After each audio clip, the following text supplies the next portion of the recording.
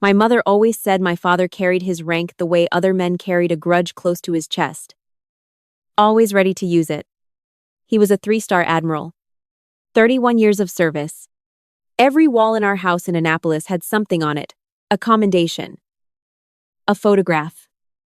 A framed letter from someone important. There was no room left for anything that wasn't his.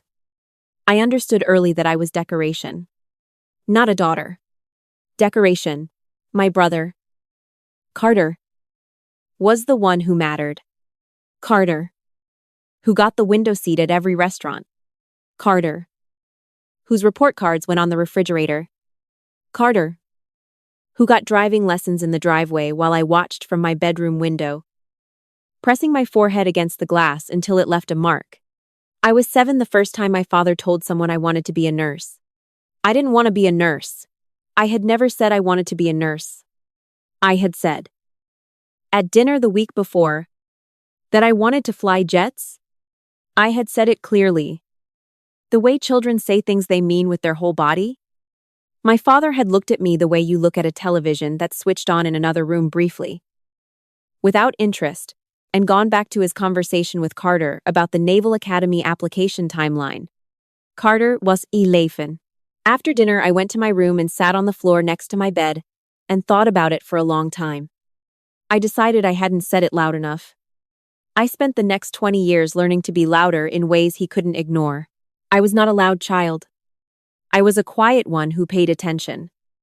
I watched my father at the functions my mother brought us to, the dinners, the ceremonies, the retirement parties where men shook his hand and called him, sir, and meant it.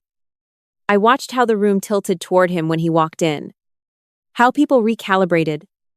I wanted to understand what that was made of. I started running when I was 12. Not because anyone told me to.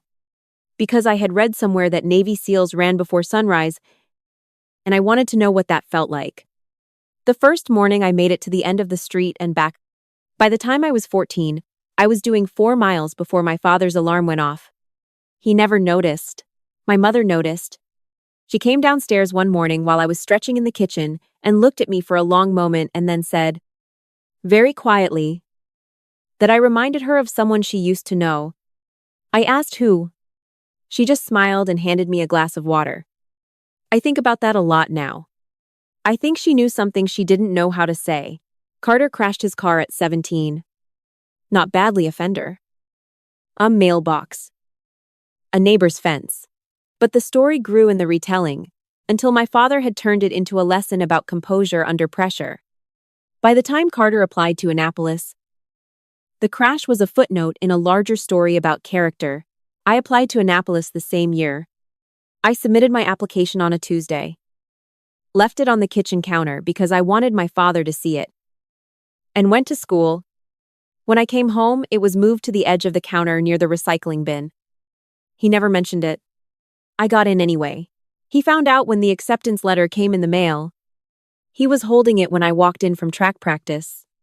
I remember the way he was standing very still. In the way men stand when they're recalculating something. He said, I didn't know you applied. I said, I left the application on the counter. There was a pause. Then he put the letter down and asked if Carter had gotten a response yet. Carter had applied to 3 schools and a gap year program. None of them were Annapolis. I picked up the letter and went upstairs. The academy was the first place in my life where nobody knew whose daughter I was. I want you to understand what that felt like. I want you to understand what it is to spend 17 years being an afterthought and then walk into a room where you are just a number. Just a candidate. Just a body that either meets the standard or doesn't. There was no name on the wall here that belonged to my father. There was no tilt in the room. I met the standard, then I exceeded it. My roommate, Dani, was from outside Phoenix and had never met a Navy admiral's daughter and didn't care that she was meeting one now. She cared that I could run a 6-minute mile and that I had read the same dog-eared copy of a biography about Jacqueline Cochran 3 times. We stayed up until 2 in the morning the first week, talking about flight school and what the acceptance rate was and whether it was true what they said about the simulator hours. I graduated in the top 4% of my class. My father attended the ceremony, He shook my hand. In the photograph my mother took, he is looking slightly to the left of me. Flight school was harder than the academy in the way that a third-degree burn is harder than a second-degree burn. The difference is not just pain. It's the depth. I want to be clear, I loved it. I loved every brutal, exhausting, humiliating hour of it. I loved the simulators and the written exams and the moments in actual aircraft when something went wrong and you had to find the solution in the 3 seconds before it stopped being a drill. I loved that it asked everything and gave back exactly as much as you put in. I graduated flight school with a designation I am not going to name here because it doesn't matter for this story. What matters is that it was not a common designation. It was the kind that comes with a code name attached to a file that not everyone has clearance to open. The code name assigned to me was Meridian. I thought it was a strange name. I looked it up. The highest point the sun reaches in the sky before it starts to descend. I kept that definition in the back of my mind for years without understanding why. The years after flight school were years I spent largely in places I cannot describe to you in detail. I can tell you the broad shape of them. Deployments. Briefings in rooms with no windows. Work that required a version of focus that normal life doesn't prepare you for. The kind where you are aware of every variable at once: wind, weight, altitude, timing, the particular quality of silence before something changes. I was good at it. I knew I was good at it the way you know a thing without needing it confirmed. But I also knew, in the way women in certain rooms come to know things, that good was not always the metric being applied.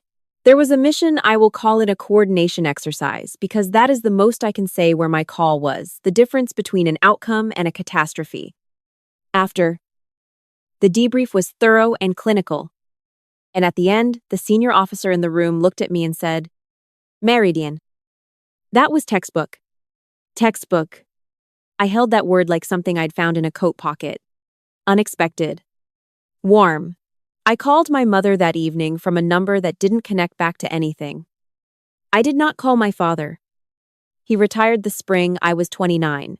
The retirement ceremony was in Annapolis.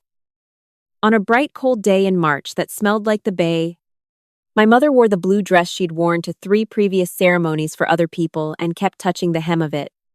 Carter was there with his girlfriend and the small cushioned confidence of a man who has never been measured against a standard he didn't set himself.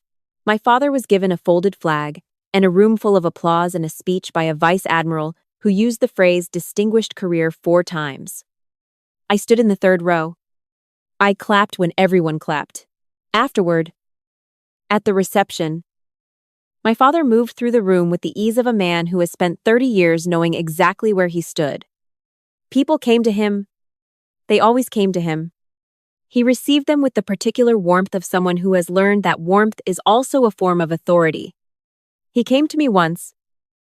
Briefly, near the end of the evening, he said, "You look well." I said, "Congratulations."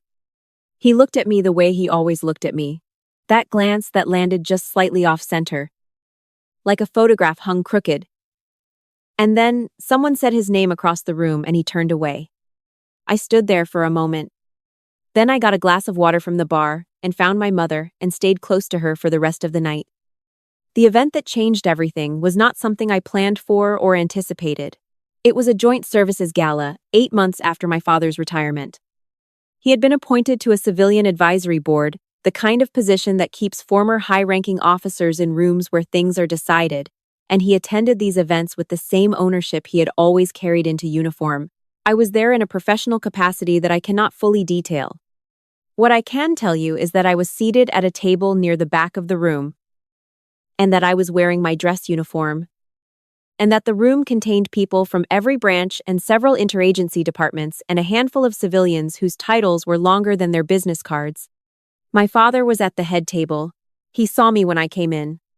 I know he saw me because his eyes passed over me and then back to his conversation without interruption. The same motion you make when you scan a room and land on something familiar and unremarkable. Carter was not there. Carter had never served. My mother was not there.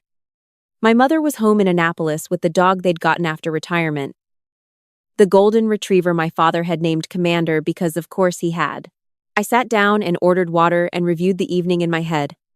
The event was a formality. I was there to make contact with one person, exchange a piece of information that existed only in my memory, and leave. I expected to be gone within 90 minutes. What I did not expect was the moment. Approximately 40 minutes in, when my father stood up at the head table, he was not giving a speech.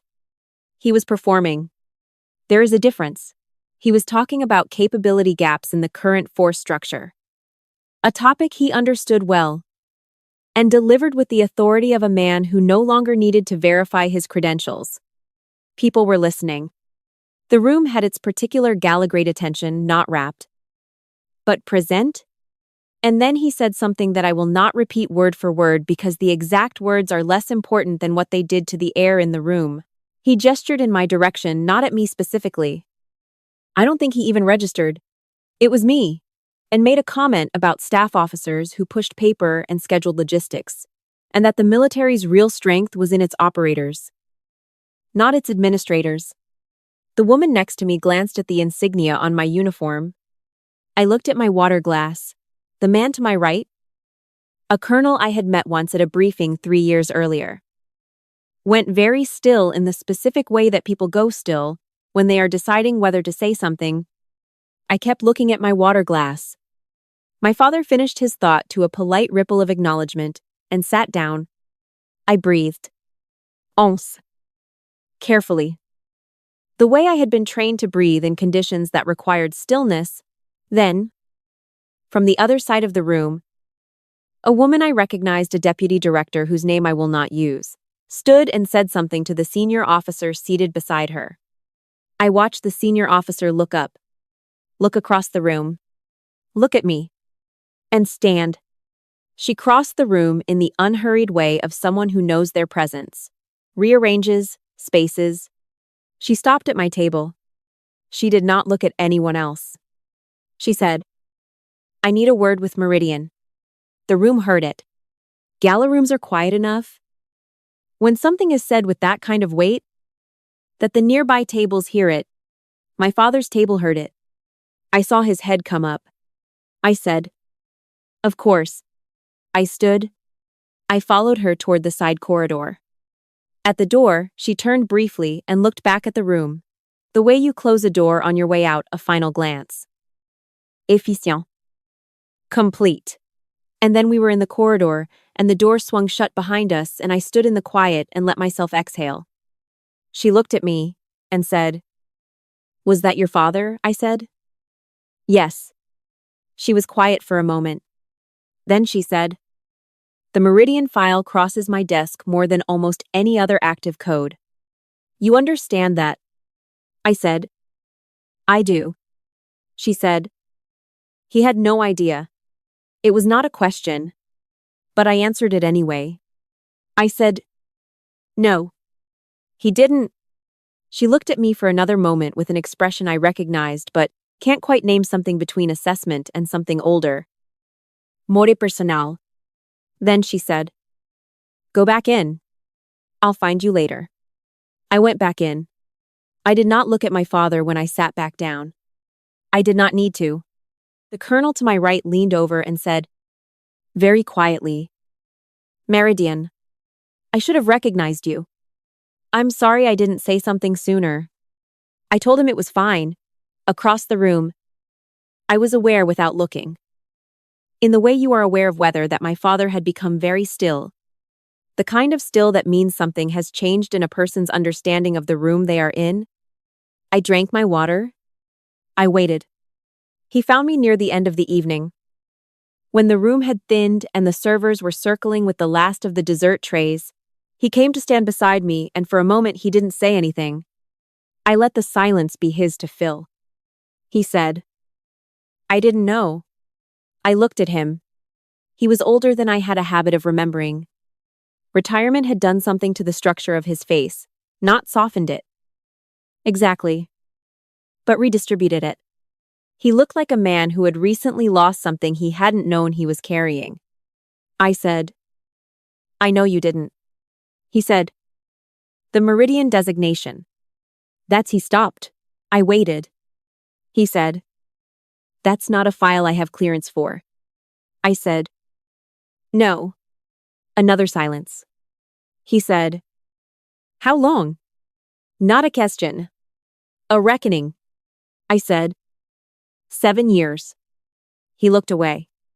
Across the room at nothing in particular. His jaw worked slightly.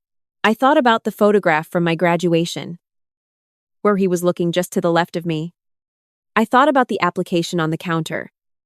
I thought about the word nurse, said at a dinner table when I was 7, in a voice that wasn't mine. I thought about Danny from Phoenix and flight school, and the moment in the debrief when a senior officer said textbook, and I held the word like something found in a coat pocket. I thought about the deputy director saying the Meridian file crosses my desk more than almost any other active code. I thought about the Meridian, the highest point, and I understood, standing there in that quiet room next to my father, that I had not been waiting for this moment. I had not been building toward it. I had simply been doing the work, year after year, in rooms he didn't have clearance to enter. And the moment had arrived on its own, the way honest things eventually do. I did not feel triumph. I want to be clear about that, because I think people expect triumph in a moment like this. What I felt was something quieter. The particular stillness that comes when you have been carrying a question for 20 years, and the question finally stops mattering. The question was, would he ever see me? The answer had arrived without fanfare. In a gala corridor. Through someone else's voice saying a name he didn't recognize as his daughter's, and I realized the answer had never been the point. I said, "I should go find my contact before the evening ends." He turned back to look at me.